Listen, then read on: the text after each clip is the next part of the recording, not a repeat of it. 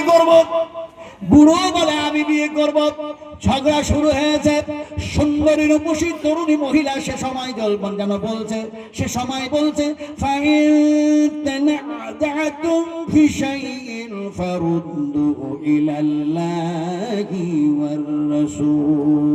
ঝগড়া করো না,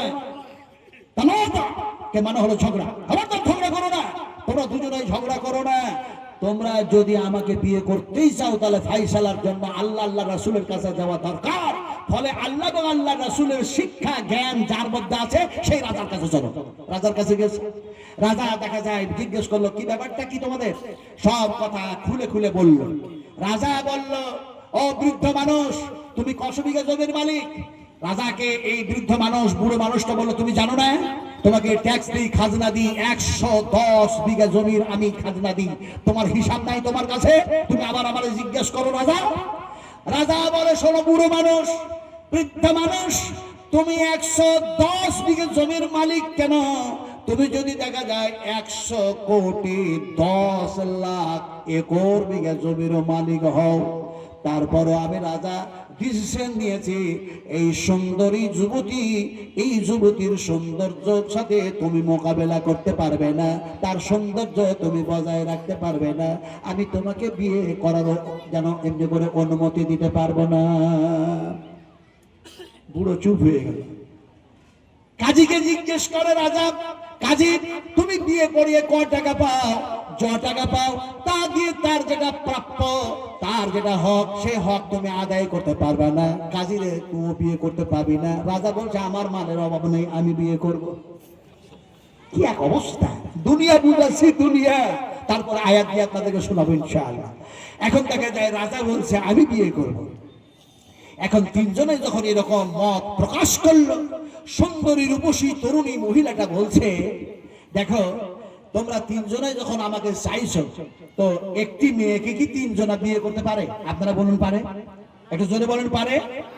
কিন্তু দেখা যায় নবীজি বলেছেন 50 জন মহিলা, 50 জন মহিলা, এই মহিলাদের একজন পুরুষ তার যেন খবরাখবর নেবে, তার দেখশন করবে, তখন জেনে নাও সেটা হলো কিয়ামতের নিদর্শন বলি। তার আগে আছে মেয়েদের সংখ্যা বেশি হবে, পুরুষদের সংখ্যা কমে যাবে, তার আগে আছে শরাব পান করাওয়ালা বেশি হবে, আর এমনি করে দেখা যায় ইলমকে উঠিয়ে নেওয়া হবে, জেনাকার বেশি হয়ে যাবে, মূর্খামিতা অশিক্ষিতার হার বেড়ে যাবে। হাদিসের রাবী হযরত আনাস রাদিয়াল্লাহু তাআলা আনহু, হাদিসটা এসেছে বুখারী এবং মুসলিম শরীফের মধ্যে। আমি লম্বা নেই বা বয়ান করলাম। मुझे मंजूर नहीं है कि मैं तेरी शिकायत करूं, मुझे मंजूर नहीं है कि मैं तेरी शिकायत करूं, बात ही से बात निकल आती है तो मैं क्या करूं। কুলের কথা ফুলে বলার ইচ্ছা করে না, একটি হাদিস বর্ণনা করতে গিয়ে আরেকটি কথা মনে পড়ে যাচ্ছে, রিমোট নেই, জিবা কন্ট্রোল করতে পারছি না। রাজা আর ওই যেন কাজী আর ওই বৃদ্ধ মানুষটাকে এই মহিলা সুন্দরী রূপসী মেয়েটা বলল আমি তোমাদেরকে বলি শোনো, তোমরা যখন মত প্রকাশ করেছো সবাই বিয়ে করবে, তো আমি এই ছুটতে শুরু করলাম, আমি ছুটতে লাগলাম, আমি দৌড় দিলাম, তোমরা তিনজনে আমার পিছনে দৌড়াও, তিনজনের মধ্যে যে আগে আমাকে ধরে নিবে কথা দিচ্ছি আমি যেন তাকে বিয়ে করে নেব। এখন বিয়ে করার আশায় তিনজনাই ছুটতে শুরু করেছে।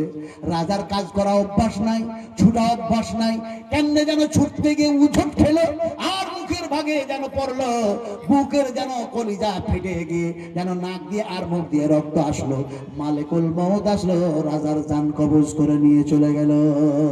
আছে আর কয়জন? এই তিনজনের মধ্যে আছে কয়জন? দুইজন আছে। এরা দুজনাই কম্পিটিশনে ধরতেছে, প্রতিযোগিতায় ছুটতেছে।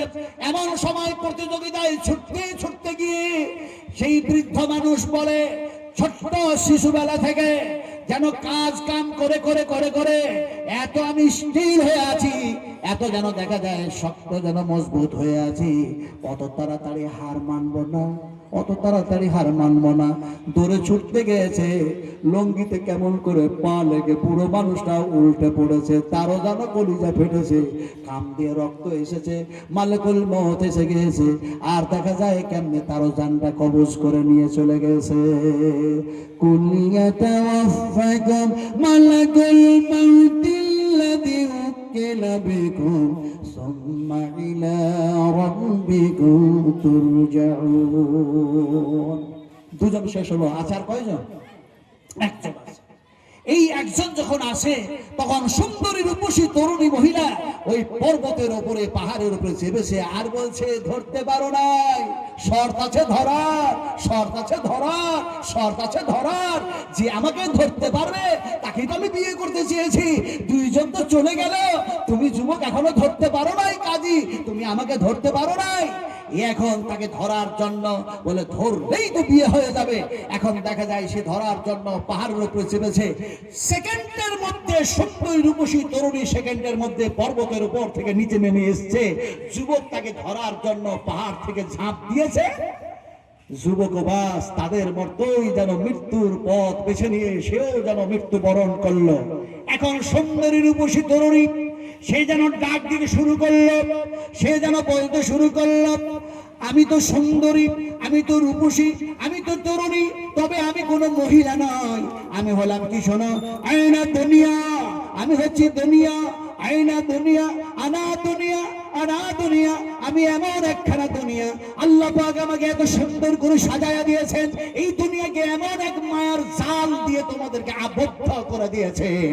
খবরদার এই দুনিয়ার দিকে ছুটতে গিয়ে তোমরা আখিরাতকে ভুলে যেও না, আকিবাত ভুলে যেও না, আল্লাহ থেকে বেপরোয়া হয়ে যেও না, নবী থেকে তোমরা দূরে সরে যেও না, কোরআন ছেড়ে দিও না, মসজিদ ছেড়ে দিও না, এক আল্লাহর গোলামি করা ছেড়ে দিও না।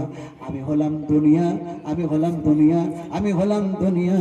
ওয়া মা হাযিহিল হায়াতুদ দুনিয়া ইল্লা লাহু ওয়া লাইবুন। আল্লাহ পাক এই দুনিয়াটাকে এত সুন্দর করে সাজায়া দিয়েছেন, এই দুনিয়ার মাহে পড়ে খবরদার তোমরা আখিরাত ভুলে যেও না। দুনিয়া বুঝতে পারলেন? এই মিয়া দুনিয়া বুঝতে পেরেছেন?